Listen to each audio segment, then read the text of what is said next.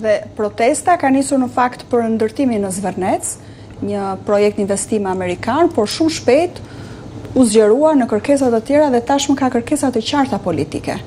Largimin e kryeministrit Edi Rama, qeveri teknike dhe një sër kërkesash të tjera. Si e shihni ju këtë transformim që ndodhi shumë shpejt nga Zvërneci për të kërkuar pastaj largimin e Ramës? Ju falenderoj që e sollët në vëmendje këtë. Unë mendoj që është spekuluar shumë me emrat përveçëm. Unë nuk mendoj që populli shqiptar ka protestuar në asnjë moment kundër as Jared Kushner, as Ivanka Trump, as presidencës Trump. Unë mendoj që nuk ka faj një investitor nëse qeveria e një vendi sillet në mënyrë kriminale me vendin e vet dhe shet atë copa-copa. Nuk është faj investitorit i cili ka qëllim të bëjë biznes. Këtu problemi shtrohet më gjerë se sa thjesht një investim, thjesht se sa Flamingo, Zvërneci, Riolli apo të gjithë tjerët. Këtu problemi është një problem sistemik.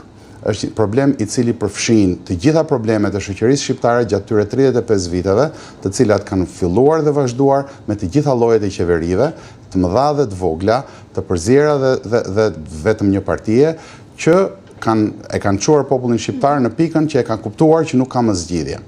Kjo është momenti i fundit kur rinia shqiptare mund të rekuperoj një shtetkomb të shqiptarëve, sepse pas kësaj me zbrazjen që po i bëhet Shqipërisë, që është një zbrazje sistematike me qëllim, me mbushjen me njerëz të tjerë, me largimin e profesionistëve, me largimin e shtresës së mesme, Shqipëria do të mbetet një vend i cili do të sundohet nga një pari e cila nuk ka kurfar dëmshurie as për shqiptarët as për njëri tjetër.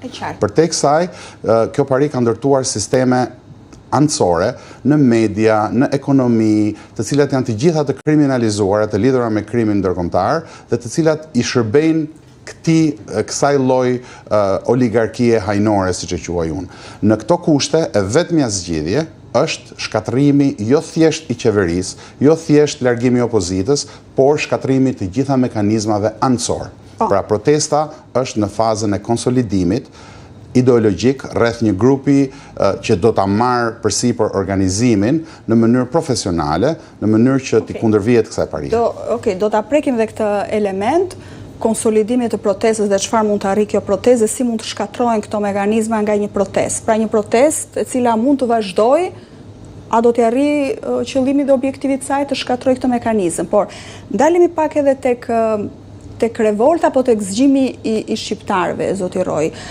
Protesta në fakt, ju thatë, nuk është kundër investitorëve, nuk është kundër Jared Kushner, investimit amerikan, por gjithsesi piknisja jo ishte. Video që u shfaq, u bë virale, një personi që tërhiqet zvarr dhe më pas ditën e një të diele shqiptarët u ngritën në rrugët e Tiranës. Tani, si pedagog i shkencave politike, si shpjegoni ju këtë lëvizje qytetare, zgjimin e shqiptarëve, konkretisht revoltën e tyre, kur këto probleme që ju përmendët që lidhen me ekonominë, me shpopullimin, me varfërinë, me korrupsionin, kanë vite që janë në Shqipëri. Përse tani? Siç e thatë edhe ju, këto nuk janë probleme të këtij momenti. Pra, nuk mund të themi për shembull nëse do të marrim shqiptarët ankohen prej vitesh për gjitha këto. Nuk mund të marrim për shembull si shkak të revolucionit në Tunizi problemet e një frutëshici, pavarësisht se ai u vetë flijua dhe ajo ishte Shkëndija. Pra, çdo gjë që ka ndodhur tani është Shkëndija. Dhe ju me të drejtë pyesni pse tani? Sepse unë mendoj që njerëzit më në fund kanë kuptuar dy gjëra. Në rast të parë, që nuk ka zgjidhje nga njëra apo tjetra palë, sepse palët e Parisit e Tiranës punojnë kompaktësisht dhe kemi njerëz edhe në pozitë edhe në opozitë të cilët pasurohen pavarësisht nëse janë në pozitë ose në opozitë. Dy, të gjitha mekanizmat të ashtu quajtur demokratik janë të zëna nga kjo pari, janë të zaptuara nga kjo pari dhe paria i kërkon gjithkujt që kërkon të reformojë nga brenda të luajë me rregullat e veta. Kjo është e pamundur, nuk ka zgjidhje për shqiptarët dhe vendi po boshatisat.